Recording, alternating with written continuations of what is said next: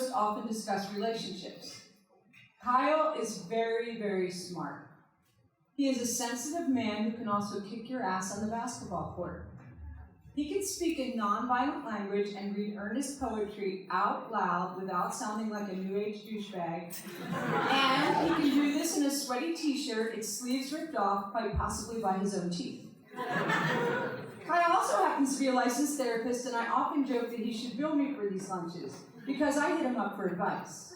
Okay, sometimes non-advice. Sometimes validation and encouragement for whatever stupid thing I'm doing, by which I most often mean an emotional combination of the Watusi, the foxtrot, the tango, and the bump, in the name of keeping some asshole boyfriend in my life. Yes. For a couple of years there, Kyle listened deeply and with an open heart as I told him for the umpteenth time how I planned to make things work with the guy I eventually learned was a meth addict, a porn addict, a cheater, and a fan of humiliation and physical violence. Now, at last, I have a new topic for Kyle, which isn't actually new at all, but new in the sense that since I'm feeling pretty consistently happy these days, seems new, seeing as I had tucked happiness away for a very long time, like a Herb Albert record or a post-hysterectomy diaphragm. The not really new topic is this. I'm so free, my God, I'm free, I'm single, I love my life, I love that no one is the boss of me, I love that I am no longer channeling my mother and lying down at the feet of a madman smearing his shit on me. I can do anything I want, yay me!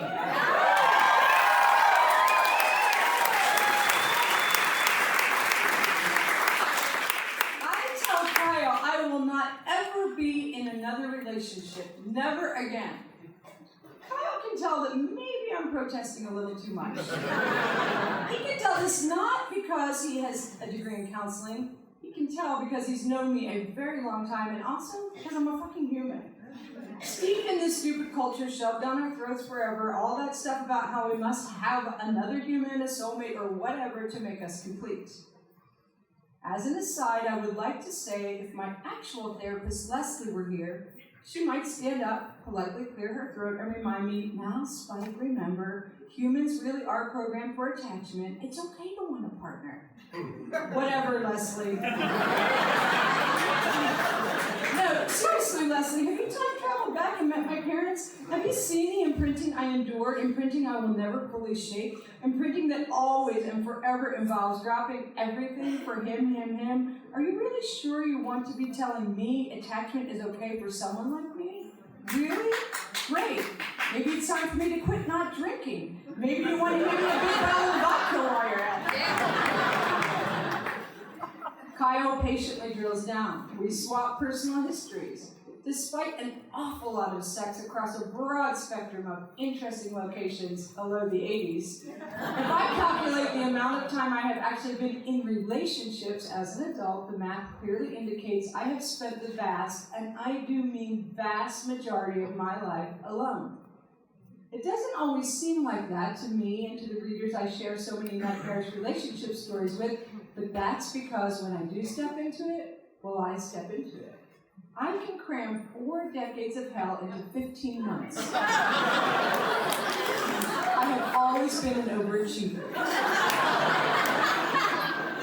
And when I do math like that, when I really think about it, it can't just be random now, can it? I'm the common denominator in being alone. I'm the only denominator in being alone. It's like the rare times I am in a relationship, I have this magical, loving inner unicorn that keeps stabbing my heart from the inside hard enough to convince me, A, get out, and B, keep me from getting into another one for a long time. Because the inner unicorn knows something I can't always reconcile myself with.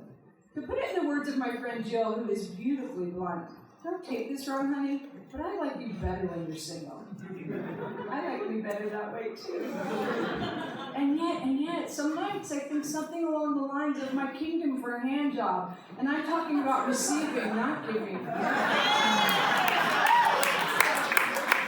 Some mornings I wake up and pray that the dogs have grown opposable thumbs and the knowledge to operate my espresso machine, so for once I can be served coffee in bed. I tell Kyle that since I've been been alone so much and for so long that I have what I know with certainty is a very warped view of what I think healthy couples have. And still I can't shake it. It's very simple. I have this idea that healthy couples spend most of their time having lots and lots of really great sex in a very clean house.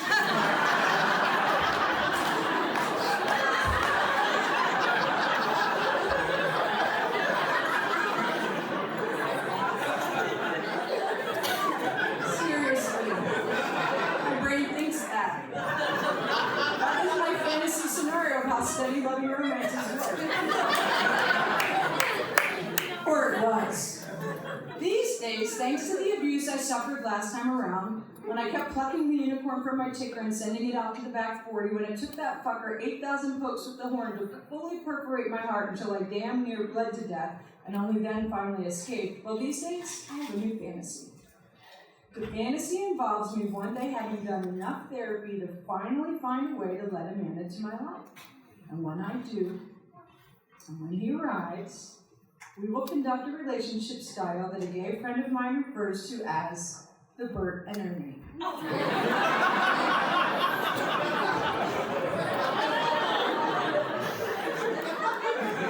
We will have separate single beds side by side and wear matching men's pajamas.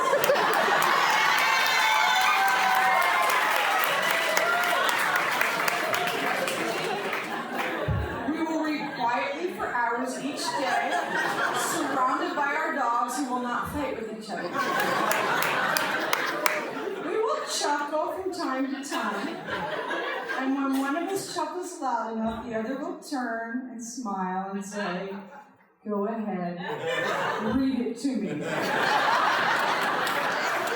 And then, we will chuckle together. I am not sure how the house will get clean, but that will be part of it too. And then after a very long time, like 45 years, maybe we will hold hands. And I will die happy.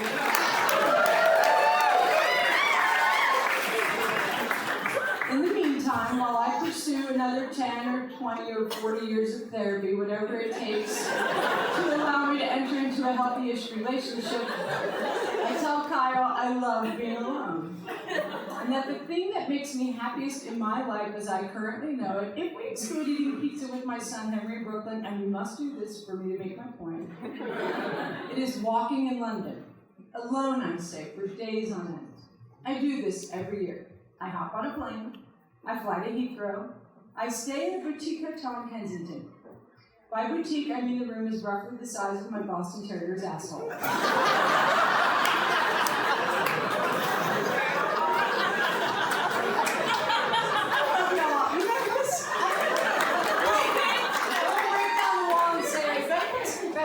Like, it's just, the audience, I'm just. I'm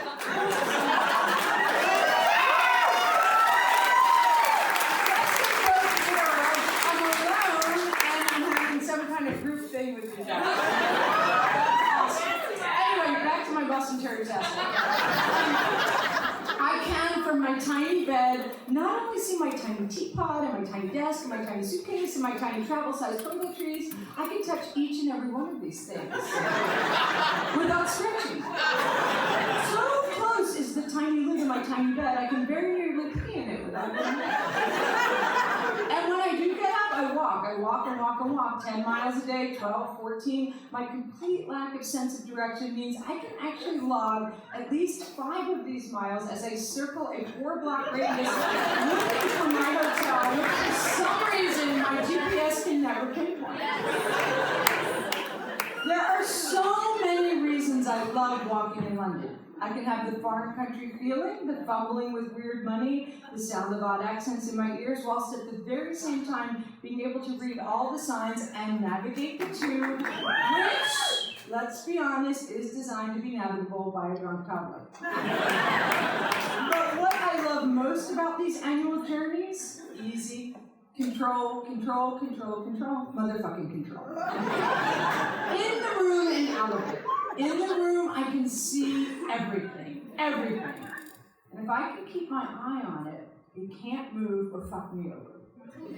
Outside the room, I get to pick where to walk, where to eat, whether or not to go into the V&A and look at the art. I can smoke, I can sleep off my jet lag without some companion bitching at me that we're missing a free One Direction concert at the Palace. I can stare back at people in the Indian restaurant staring at me, eating my curry alone, pitying me, whilst I am, in fact, having a mental orgasm of indescribable proportions because I am totally by myself. My cows, my dogs, my horse, my donkey, my chickens, and Gerald, the old redneck who lives in an RV on my ranch, who is nearly blind and thus keeps running over the chickens with his golf cart, and who thinks the reason there are no ashtrays in cars anymore is because of Obama. There is an ocean between us. Don't get me wrong. I love my cows, my dogs, my horse, my donkey, my chickens, and I have a halfway decent affection for Gerald. But it wears me out, all of it. And when there is an ocean between me and a lame chicken and 3 barking dogs and a braying donkey and the bull I forgot to get castrated, that 1,500-pound punk with the obscene man sack hanging down, all that testosterone feeding his desire to hump his mother, well, there's nothing I can do about all that now, is there? This is freedom, sweet and pure. An ocean. That is what I currently keep between myself and trying to figure out a way to fit another man into my life. It is an ocean of questions that sometimes float in and sometimes appear as riptides of reality checks. For starters, where would I put them? It's true I live in a 3,200 square foot house, but that seems at least 4 sizes too small for 2 humans if you ask me. Kyle concurs. He's been in a relationship for nearly a decade now, and he and his partner live in separate houses. This is how it works for them. With absolutely no disregard for his partner, Kyle tells me that I have got it going on. Kyle says if we do his life math, he's been in relationships for as long as I've been out of them. Then he reminds me of something I already know and I hope never to get amnesia about again. That it is entirely possible to be lonelier with a human right beside you than it is to be completely alone, or, in my case, spooning with a 110-pound Great Pyrenees named Norris. But what if this niggling little voice that never totally shuts up, the one that says maybe, just maybe, there is another one out there who is just as weird as me? A man willing to go halfsies on a 15,000 square foot shack with separate entrances that feature beautiful matching glowing no vacancy signs for all those days one needs time to oneself. Signs that also emit a high-pitched signal that grants cellular level reassurance that this is not about rejection at all, that, time off is just a good thing to have. That voice belongs to my alter ego. She has her own nombre de lucha libre. I call her La Avocado de Diabla. Perhaps she keeps the hope alive to entertain that other entity within me, my inner contrarian. La Avocado poses a question. La Contrarian then pummels La Avocado into the mat, flips her over, then pins her to the rope, screaming at me, "Maintain your freedom, baby!" But what if he's really nice, asks the Avocado. Oh, that won't last, La Contrarian points out. What if he's actually pleasant to sleep next to? Surely he'll develop an annoying snoring problem. What if he's patient? Well, that's just going to get boring. These arguments between me and me rage on. I go from general to specific. I remind myself how much I really do hope to have sex at least once again before I die. Not because I'm feeling especially horny these days, but simply because I wish for a vaginal palate cleansing. So that I can die knowing that the last guy I had sex with won't be the last guy I had sex with.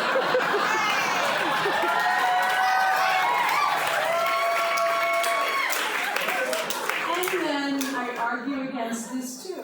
Not having sex hasn't killed me yet. Besides, I know that if ever this goal takes on a true sense of urgency, I can do what my friend Robert once advised back in the days when I was horny and whined it was impossible to get laid. No, it's not, Robert said. It's easy. Just go down to the Poodle Dog Lounge, take off your pants, pull up a bar stool, and you'll get laid. While I appreciate having options, pragmatism is a growing trait of mine, and considering the attendant bullshit of a Poodle Dog Lounge lay, namely pillow talk and a wet spot, I get much more efficiency and a far higher ROI with my Hitachi Magic.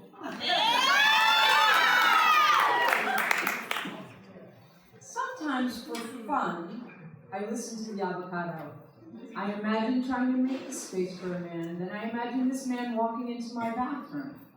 Let me tell you about my bathroom. My aforementioned house seat is like a mullet.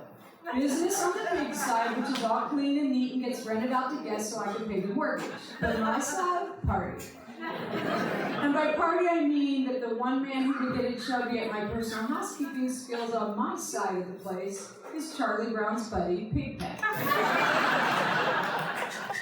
Once I did something very out of character. I allowed some friends over to my side of the house. I wanted to show them some art I keep in a little room for my private viewing pleasure. This room is adjacent to my bathroom, which is also the laundry room and the espresso machine room. There is no door, just a curtain, and it is, by some folks' standards, filthy.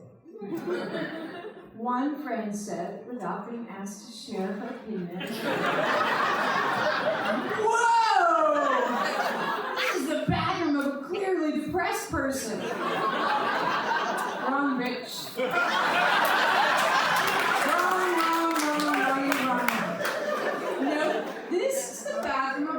Doesn't give a shit except in the toilet because she's too busy doing the things she loves. This is the bathroom that screams, hot damn, I don't have to deal with this, so I have more time to write. And bonus points. Every time Gerald runs over a chicken, I can bring her right in here to convalesce or die next to the toilet, and nobody else is here to question my sanity about it. Which in turn allows me to say to Avocado de Diablo when she suggests it might be nice to have someone around to fetch a roll of toilet paper when I realize I forgot to stop back up near the John. No, that's stupid. I would rather wipe my butt with those feathers over there. The ones left over from our last casualty. Then have to put up with all the things that go along with having a live-in toilet paper fetcher. I have to argue over whether or not it is a good idea to stash dying fowl in the house. I'm still unclear on which goal, to be alone or not to be alone, I am actually leaning closer to, and I am just fine with that. It gives me something to talk to myself about when I am seated at a table for one, not boldly reading a book titled, "You go girl, you eat in that restaurant alone." But thinking, thank you, baby Jesus, I get to eat the whole basket of naan and I don't have to share it.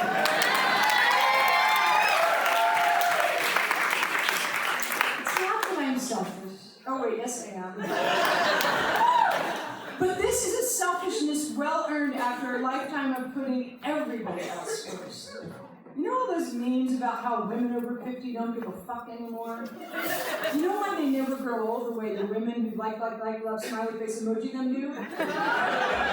Because now it is our turn. Let these men and their nimble Tinder fingers swipe us into oblivion. I do not give a rat's ass. Last summer, I did a little dance with one man and then another. This was not official dating. It was, I admit, fun while it was fun. Each seemed to dig me. But the one was a closet drunk who chastised me for sneaking a gift-wrapped book into his luggage the day I dropped him off at the airport, chastised me like I crossed a line and given him a copy of the Kama Sutra with a picture of myself naked for a bookmark. When in fact it was Gastronomical Me, a food memoir written by M.F.K. Fisher in 1943. The other said to me at coffee one day, "You're not going to do that the whole time, are you?"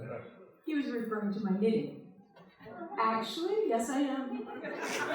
I am going to knit all the time, for the rest of my life. I am going to eat yogurt standing at the kitchen counter, and M&Ms whenever and wherever I please. I am going to fly solo to faraway places and jump on hotel beds, stretching my arms the entire width of the room and touching both walls whilst wearing my lucha libre costume. A silvery horn mask, a lime green jog bra, and ragged granny panties with tufts of graying bush protruding freely. I am going to sleep with the dogs, and I will, if it comes down to it, wipe my ass with feathers. Hey y'all, thanks a lot for tuning in. I hope you'll like and subscribe to my channel. And if you like this episode, I hope that you'll copy this link, share it with a friend, paint it on a wall, put it on your social media. That'd be great. Thanks a million. Take it easy.